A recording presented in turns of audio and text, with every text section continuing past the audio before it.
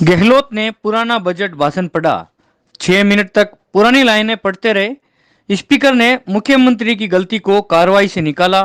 Rajasthan budget 2023 मुख्यमंत्री अशोक गहलोत ने आज विधानसभा में पुराना बजट भाषण पढ़ दिया। करीब 6 मिनट तक वे पुराना बजट पढ़ते रहे। तब महेश जोशी ने उनके कान में आकर कुछ कहा। इस दौरान विपक्ष ने भारी हंगामा शुरू कर दिया। इतिहास में पहली बार ऐसा हुआ है जब किसी विधानसभा में पुराना बजट भाषण पढ़ा गया हो। विधानसभा अध्यक्ष सीपी जोशी ने मुख्यमंत्री की तरफ से माफी मांगकर कहा कि मैं माफी मांगता हूं मुख्यमंत्री की तरफ से। मुख्यमंत्री गहलोत के माफी मांगने के बाद फिर सदन की कार्रवाई शुरू हुई। राशन में अब मिलेंगे दाल शक्कर। लाख परिवारों को 500 रुपये में मिलेगा गैस सिलेंडर। अब 100 यूनिट तक घरेलू बिजली पर नहीं भरना होगा बिल। प्रदेश में नवीन युवा नीति की घोषणा। 500 करोड़ के युवा कल्याण कोष की घोषणा। पेपर लीक पर लगाम लगाने के लिए स्पेशल टास्क फोर्स के गठन की घोषणा। सरकारी नौकरी में आवेदन के लिए अभ्यर्थियों को सिर्फ एक बार फीस जमा करवानी होगी। सभी ब्लॉक मुख्यालय पर लाइब्रेरी स्थापित की जाएगी। नेहरू ट्रांजिट हॉस्टल के क्रम में जिला मुख्यालयों पर भी 75 करोड़ की लागत से विवेकानंद यूथ हॉस्टल बनाने की घोषणा। कालीबाई योजना अंतर्गत अब 30,000 बेटियों को मिलेगी इलेक्ट्रिकल स्कूटी। स्काउट गाइड को अब रोडवेज में निःशुल्क यात्रा होगी उपलब्ध। चिरंजीवी योजना की सीमा अब 10 लाख से बढ़ाकर की गई 25 लाख रुपए। चिरंजीवी योजना की सीमा अब 10 लाख बढ़ाकर की 25 लाख रुपए। जिला मुख्यालय पर लागू 56 जांचें अब ब्लॉक के साथ ही गांवों में भी होगी उपलब्ध। दुर्घटना बीमा 5 लाख से बढ़ाकर 10 लाख रुपए। गोविंद गुरु यूनिवर्सिटी से इंक्यूबेशन एवं इनोवेशन सेंटर। स्कूल विद्यार्थी रोडवेज में रोजाना स्कूल तक मुफ्त यात्रा की घोषणा। राजस्थान स्टूडेंट्स को 75 किलोमीटर की यात्रा फ्री। मुख्यमंत्री अशोक गहलोत का बजट भाषण। युवाओं को मुख्यमंत्री गहलोत का तोहफा। उच्च शिक्षा को फिर सौगात। सरकारी कॉलेज खोले जाएंगे। Mahatma Gandhi English medium school खोलने की घोषणा। 200 स्टूडेंट्स जिन जगहों पर इंग्लिश मीडियम स्कूल में पढ़ने की मांग रखेंगे उन स्कूलों में भी इंग्लिश मीडियम स्कूल खोले जाएंगे। राजस्थान सरकार के खर्चे पर 3 जिलों में खुलेगी मेडिकल कॉलेज। समस्त ब्लॉकों में होम्योपैथी चिकित्सालय खोले जाएंगे। अब क्रिया प्रतिक्रिया जानते हैं। राजस्थान सरकार द्वारा बजट घोषणा में राजस्थान की नगर निगम, नगर परिषद और नगर पालिकाओं को जो विभिन्न सड़कें दी गई है उनमें से 35 किलोमीटर सड़कें नागौर नगर परिषद को प्राप्त होगी घोषणा के अनुसार। साथ ही मुख्यमंत्री जी ने जो वाल्मीकि समाज है उनकी बढ़ती हेतु 30,000 कर्मचारी को लेने की बात कही गई थी। संभवतः उसमें से कुछ कर्मचारी हमें मिलेंगे, लेकिन इस बजट में जो नगर परिषद नागौर या राजस्थान की तमाम नगर पालिकाओं को एक अपेक्षा थी कि सीएम साहब द्वारा जो कैंप चलाया गया था प्रशासन शहरों के अभियान में, निश्चित तौर पर आमजन की इसमें भागीदारी बड़ी है। लेकिन दूसरा पक्ष यह है कि इस कैंप से राजस्थान की तमाम नगर पालिकाओं की आर्थिक स्थिति कमजोर हुई है। इस कमजोर की भरपाई राजस्थान सरकार द्वारा नहीं की गई है। आने वाले समय में नगर पालिका की वित्तीय स्थिति बहुत ज़्यादा खराब हो जाएगी। आमजन को ये उम्मीद थी कि नगर परिषद की आर्थिक स्थिति संबल देने के लिए मुख्यमंत्री द्वारा कोई न कोई घोषणा की जाएगी। प्रस्तुत बजट में ऐसा कोई इंडिकेशन या अंकन नहीं हो रहा। मुख्यमंत्री जी ने आमजन गरीब को फायदा देने के लिए एक घोषणा अच्छी की थी कि चिरंजीवी योजना के अंतर्गत जो भी मरीज पर खर्च होता है उसको डबल कर दिया गया था। इससे गरीब और निम्न आय वर्ग के लोगों को फायदा मिलेगा। जैसे ही बजट हमने टीवी खोली और बजट देखना चालू किया और जो विधानसभा में जो सिनेरिया हुआ वो बहुत ही हास्यप्रद था। और उसके बाद में जो बजट आया उसमें नागौर के लिए किसी प्रकार की कोई घोषणा नहीं हुई। नागौर जिला पूरा खाली रहा और ये लुभावने वाला बजट था। 6 महीने में इसका किसी प्रकार का इसमें वो नहीं होगा और जनता को कुछ हाथ नहीं लगेगा। इन्होंने कृषि मंडी के लिए नई मंडियों की घोषणा की है, लेकिन इनका मंडी टैक्स इतना ज़्यादा है जिससे किसान बहुत ज़्यादा परेशान है। यहाँ मंडी टैक्स 1 रुपया 60 पैसा, किसान कल्याण 50 पैसा, 2 रुपया 10 पैसा किसान को लगता है। तो इसमें किसानों की जेब खाली होती है। हमने मांग भी की थी मुख्यमंत्री जी से कि ये कुछ कम करें जिससे यहाँ नए उद्यम आएँ और किसान समृद्ध हों। और भी जो भी आया था तो वो कोई इतना बढ़िया बजट हम नहीं कह सकते, सिर्फ लोक लुभावना और चुनावी बजट था। 6 महीने में इम्प्लीमेंट नहीं हो पाएगा और ये बजट जीता ही रह जाएगा। आज जो अशोक गहलोत साहब ने बजट पेश किया है, सर्वप्रथम तो उन्होंने खुद ही अपनी किरकिरी करवा ली कि उनको पता ही नहीं चला वो पिछले साल का बजट पढ़ रहे हैं या इस साल का पढ़ रहे हैं। फिर उन्होंने जो घोषणाएं की है शिक्षा के क्षेत्र में, उन्होंने कई सारी घोषणाएं की, वो पिछले 5 साल से घोषणाएं करते आ रहे हैं, लेकिन उन घोषणाओं पे कितना अमल किया है वो उनको पता है, जनता को भी पता है। पिछले 3 सालों से जो परीक्षाएं वो ले रहे हैं, लगातार उनके पेपर लीक हो रहे हैं, परीक्षाएं पूर्ण नहीं हो पाई है, लोगों को नौकरियां नहीं दे पा रहे हैं। और चूँकि मैं वित्त सेक्टर का आदमी हूँ तो वित्त के हिसाब से मैं देखूँ सरकार ने करों में जनता को किसी प्रकार की राहत नहीं दी है।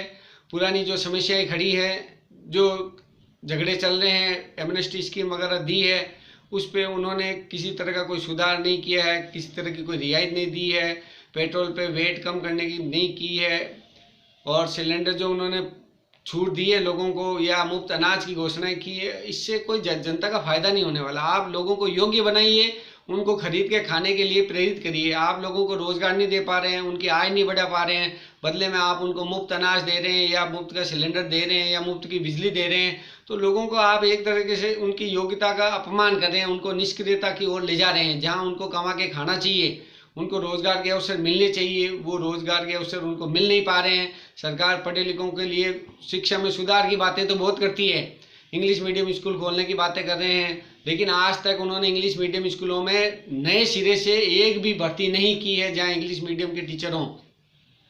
स्वास्थ्य के सेक्टर में वो बड़ी बड़ी घोषणाएं कर रहे हैं, चिरंजीवी योजना में 10 लाख की जगह 25 लाख का बीमा करने की बात कर रहे हैं, लेकिन मैं नागौर से हूं और नागौर जिला मुख्यालय पे एक भी ऐसी सुविधा नहीं है जहां किसी की गंभीर बीमारी का इलाज किया जा सकते हैं। यहाँ सिर्फ डॉक्टर रेफर करने के लिए बैठे हैं, छोटी से छोटी बीमारी में वो यहाँ से रेफर कर देते हैं। जब जिला मुख्यालय पे लोगों को सुविधाएं नहीं मिल रही है तो फिर उनकी घोषणाओं का कोई अर्थ नहीं रह जाता है। मैं अभी यहाँ बैठे आपको कह दूँ साहब घी है, मैं 100 रुपये किलो दे रहा हूँ, लेकिन मेरे पास कोई लेना है तो मैं बोलूँ साहब मेरे पास घी उपलब्ध ही नहीं है स्टॉक में, तो फिर ऐसी घोषणाएं सिर्फ जनता के साथ एक भद्दा मजाक है, उनके जख्मों पे नमक छिड़कने जैसा है। जनता को वास्तव में किसी प्रकार की सुविधाएं नहीं मिल रही है। 5 साल से ये सरकार सिर्फ खुद को बचाने के लिए प्रयासरत रही है, जनता की तरफ कहीं ध्यान नहीं जा रहा है।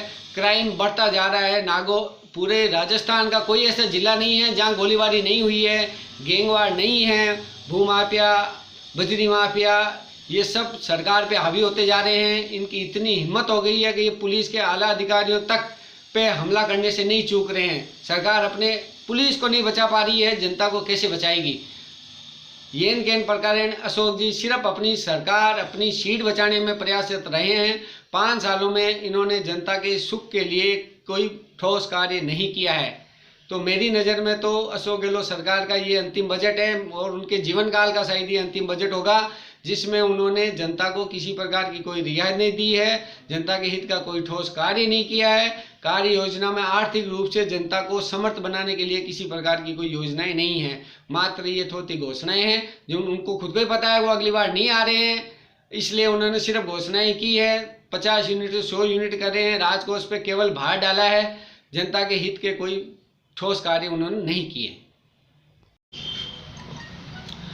आज हमारा राजस्थान का 2023-24 ऐतिहासिक बजट रहा। इस बजट को लेकर हमारे माननीय मुख्यमंत्री जी ने एक पिटारा खोल दिया है। युवा वर्ग के लिए, महिला वर्ग के लिए, किसान वर्ग के लिए, सभी को सभी वर्गों को इसमें हित रखते हुए इस बजट को हमारे मुख्यमंत्री ने घोषणा की है। जैसे हमारे शिक्षा क्षेत्र में फैकल्टी डेवलप एकेडमी स्थापित होगी, चिरंजीवी योजना को 10 लाख से बढ़ाकर 25 लाख कर दिया, दुर्घटना बीमा को 5 लाख से बढ़ाकर 10 लाख कर दिया, हमारे इसमें बीपीएल परिवार को 5 में सिलेंडर मिलेगा। इसमें जयपुर में आपके जयपुर में 300 लागत से APJ Abdul Kalam institute of biology खुलेगी। हमारे माननीय मुख्यमंत्री जी ने बिजली के 50 यूनिट से बढ़ाकर 100 यूनिट तक फ्री कर दिया। महिला को रोड में यात्रा 30 यूनिट से बढ़ाकर 50% कर दिया। नए कोटा में नई यूनिवर्सिटी स्थापना घोषणा की है और प्रदेश के उच्च तकनीक शिक्षा के क्लासरूम के लिए आईटी लैब के निर्माण के लिए 140 करोड़ रुपये घोषणा की है। आंगनवाड़ी केंद्रों के 6 माह से आयु वर्ग के 17 बच्चों को निःशुल्क 2 ट्रे सेट मिलेगी और गांवों में इंदिरा रसोई मिलेगी। आगामी वर्ष जल जीवन मिशन के लिए 47,50,000 घरों में दिए जाएंगे नए कनेक्शन। कुल मिला के हमारे इस बजट को सभी वर्गों को ध्यान में रखते हुए ये आज से आज तक इतिहास का ये पहला बजट है कि आज लगभग 42 देश के बराबर राजस्थान का बजट रहा है। इससे आने वाले दिनों में कांग्रेस पार्टी को मजबूती मिलेगी, फायदा मिलेगा और आने वाले दिनों में हमारी कांग्रेस का दोबारा 2023 में राज बनेगा और जननायक के इसे जो आज घोषणा की है इसी आप इसका लेकर के सभी कांग्रेस पार्टी उत्साहित है। और मेरे साथ में बैठे हैं मोहनलाल किसान नेता, फरीद गहलोत जी हमारे कांग्रेस के वरिष्ठ नेता और दिलपरा जी हमारे जो पूर्व ब्लॉक अध्यक्ष है। हम सभी कांग्रेस पार्टी इस बजट को लेकर बहुत खुश है। विमल जी सोनी बैठे हैं, इसलिए आज मैं आपको विश्वास दिलाता हूं कि हमारे 2023 में कांग्रेस राजस्थान वापस राज बनेगा। जय हिंद, जय भारत, राम राम साहब। आज राजस्थान सरकार के मुख्यमंत्री महोदय अशोक जी गहलोत ने जो 2023 बजट की घोषणा की है, उस बजट के अंदर जिन जैसे कृषि है, एजुकेशन है, स्पोर्ट्स है, युवाओं को रोजगार है, शहरी विकास है, ग्रामीण विकास है, किसानों के लिए जो बिजली का है, महिलाओं के लिए जो रोजगार का है, चिरंजीवी योजना का है, तो इसमें अलग अलग विभागों में जो बजट की घोषणा की गई है, कई हद तक बजट में कुछ इम्प्रूवमेंट हुआ है पिछली से जो 2022 का बजट था उससे। लेकिन जहां फ़ायदा मिला है महिलाओं को चिरंजीवी योजना के तहत जो फ़ायदा मिला है, बिजली के अंदर कुछ हद तक कटौती की है वो फ़ायदा मिला है, गैस सिलेंडर के अंदर जो महिलाओं को और आम जन को जो एक रिलीफ पहुँचाई वो काफ़ी हद तक रिलीफ है।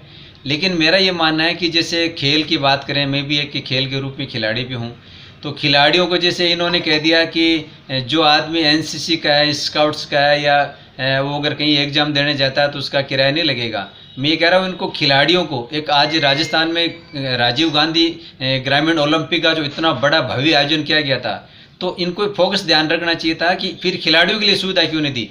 जो खिलाड़ी जिला स्तर पर, जिला मुख्यालय पर जो टॉप आते हैं उन खिलाड़ियों को भी, और जो खिलाड़ी पार्टिसिपेट करते हैं उन खिलाड़ियों को भी निःशुल्क यात्रा, जहां कहीं भी एग्जाम देने जाते थे या कहीं स्पोर्ट्स टूर्नामेंट में खेलने जाते थे उनको भी निःशुल्क यात्रा का भत्ता देना चाहिए था, वो नहीं दे पाए। जो बेरोजगारी के अंदर है, जैसे पहले राहुल जी गांधी ने कहा था, अशोक जी ने भी कहा था कि 3,000 रुपये पर मंथ बेरोजगारी को मिलेगा था, उसमें भी किसी भी प्रकार की कोई पुनरावृत्ति नहीं की या बढ़ोतरी नहीं की है। जबकि एक्चुअल में जो बेरोजगार हैं, आज देखिए राजस्थान के अंदर देख लीजिए, चाहे पूरे इंडिया में देख लीजिए, नौकरियां बेरोजगारों को बहुत कम मिल रही है, वैकेंसियां बहुत कम आ रही है। घोषणाएं जरूर होती है, मुख्यमंत्री जी ने भी घोषणाएं की है, लेकिन पिछली भी 2022 की घोषणा की थी, उन घोषणा के मुताबिक वैकेंसियां नहीं हुई है। और सरकार, कोई भी सरकार हो, उनकी पॉलिसी क्या रहती है, घोषणा जरूर कर देते हैं लेकिन उसमें कैसा लेकुना छोड़ देंगे, ताकि क्या है कि एक भर्ती अटक जाएगी, लोग कोर्टों में चले जाएंगे, फिर उनके कार्यकाल के अंदर वो भर्ती होगी नहीं। तो मैं मानता हूं कि एक पारदर्शी वैकेंसी होनी चाहिए, जिसमें ये हो गया कि अगर वैकेंसी की घोषणा अगर एग्जाम हो गया, हर सूरत के अंदर उसका इम्प्लीमेंट होना चाहिए, उसमें किसी भी प्रकार की बाधा नहीं आनी चाहिए। इस तरह से पारदर्शी एक बजट की घोषणा होती है, जिसमें युवाओं को, बेरोजगारों को, जो एजुकेटेड विद्यार्थी, जैसे मान ली कई लड़के ऐसे हैं जो हाई प्रोफाइल एजुकेशन किए हुए हैं, BEd किए हुए हैं, MEd किए हुए हैं, PhD किए हुए हैं, PGDLL किए हुए हैं, उनको भी आज नौकरी के लिए 4th क्लास की नौकरी में भटकना पड़ता है। तो उनके लिए अलग से एक कैडर बनना चाहिए था, अलग से एक सूची बननी चाहिए थी, वो नहीं बन पाई। जहाँ तक कि किसानों की बात, किसानों को कहा कि कुछ हद तक बिजली के अंदर छूट दी गई है। मैं कह रहा हूँ किसानों का तो बिल 100% माफ़ करना चाहिए। आज किसानों की जो दुर्दशा राजस्थान के अंदर है वो कहीं नहीं है।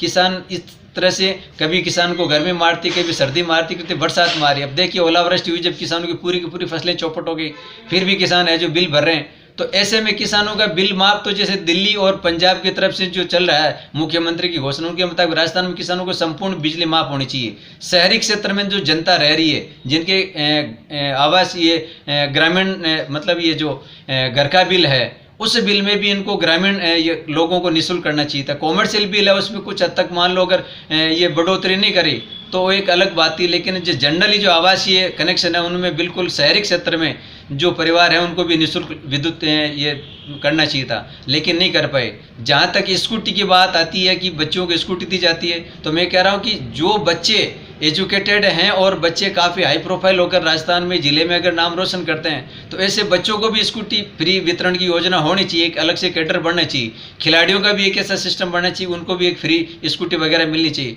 तो जिस तरह से जो सरकार की घोषणाएं है कुछ हद तक मैं सहमत हूँ, लेकिन जिस तरह से जो जनता को उम्मीद थी उस उम्मीद के मुताबिक पूर्ण रूप से जो संतुष्ट होने की बात है उस तरह से बजट हुआ नहीं। बाकी जो बजट है ठीक है। जहाँ तक शिक्षा की बात थी, मैं ये बात स्पष्ट करना चाहूँगा कि आप मॉडल विद्यालय ले लीजिए, चाहे महाविद्यालय ले लीजिए, चाहे कॉलेज ले लीजिए। जहाँ तक मॉडल स्कूलों में इंग्लिश से मीडियम की जो बात हुई थी, और गवर्नमेंट ने आज देखिए मॉडल स्कूल खोल तो दिए हैं, लेकिन उनमें स्टाफ की बहुत बड़ी कमी है, स्टाफ है नहीं। वही स्थिति आप एजुकेशन में कॉलेजों में, मैं नागौर मिर्दा कॉलेज की बात करता हूँ, यहाँ कम से कम 60-65 पद सृजित हैं, लेकिन मात्र 28 पे पोस्टिंग है। तो कॉलेजों के संबंध में, एजुकेशन के संबंध में मुख्यमंत्री महोदय को स्पष्ट रूप से बजट लाना चाहिए था और ये स्पष्ट करना चाहिए था कि राजस्थान के किसी भी एजुकेशन कॉलेज हो, चाहे मॉडल स्कूल हो, चाहे इंग्लिश मीडियम हो, चाहे हिंदी मीडियम हो, एजुकेशन स्टाफ 100% लगाने की योजना इनको करनी चाहिए थी। आज तक पिछले इस सत्र में मैं देख रहा हूँ 4 सालों से हर एजुकेशन शिक्षण संस्थान का यही हाल है, किसी के अंदर पूर्ण स्टाफ नहीं है और इसका सबसे बड़ा नुकसान युवाओं को भुगतना पड़ता है, बच्चों को भुगतना पड़ता है और फिर उनको सही एजुकेशन नहीं मिलने से बेरोजगारी के रास्ते भटकना पड़ता है। इसमें सरकार ने बिल्कुल ही ध्यान नहीं दिया, जबकि ध्यान देके और एजुकेशन को हाई प्रोफाइल बनाने के साथ में हाई प्रोफाइल एजुकेशन के स्टाफ की जो पूर्णता है वो 100% करनी चाहिए थी, उसमें सरकार ने कुछ भी नहीं किया। राजस्थान में माननीय मुख्यमंत्री जी ने जो बजट पेश किया है वो ऐतिहासिक बजट है। इसमें किसानों के लिए 2000 यूनिट बिजली फ्री कर दी है, कनेक्शन थोक जो मांगेंगे उनको भी मिलेंगे, स्टूडेंट्स के लिए पढ़ाई फ्री कर दी है, बसों में 50% महिलाओं के लिए फ्री कर दी है। एग्जाम देने वाले तो वैसे पहले ही फ्री जा रहे थे, लेकिन अब स्टूडेंट भी फ्री जाएंगे। महिलाओं के लिए सिलाई मशीनों की और घोषणा की है इसमें। किसानों को सस्ते लोन और ब्याज मुक्त लोन की भी घोषणा की है। तो इससे बहुत ज़्यादा फर्क पड़ेगा किसानी, खेती, आम मजदूर लोगों के लिए। नरेगा में भी उन्होंने मजदूरी के लिए दिन बढ़ाए हैं, 35 दिन एक्स्ट्रा देने की बात कही है। कुल मिला के ये राजस्थान के लिए आज तक का ऐतिहासिक बजट है। ये इस बजट से आने वाले दिनों में सभी वर्गों को, गरीब तबके को लेके किसान वर्ग, व्यापारी वर्ग और सभी को फायदा मिलेगा। रोडवेज को नई ऊंचाइयों के लिए 1000 बसें खरीदने की बात कही है और वित्त प्रबंधन करने की बात कही है। तो ये राजस्थान के डेवलपमेंट के लिए सड़कों की बात कही है, नई यूनिवर्सिटियों की, कॉलेजों की बात कही है, मेडिकल कॉलेज है, आपके इंजीनियरिंग कॉलेज है, इनकी बात कही है। तो ये बहुत ऐतिहासिक बजट है और इससे आम जन को राज भी मिलेगा। थैंक यू, धन्यवाद।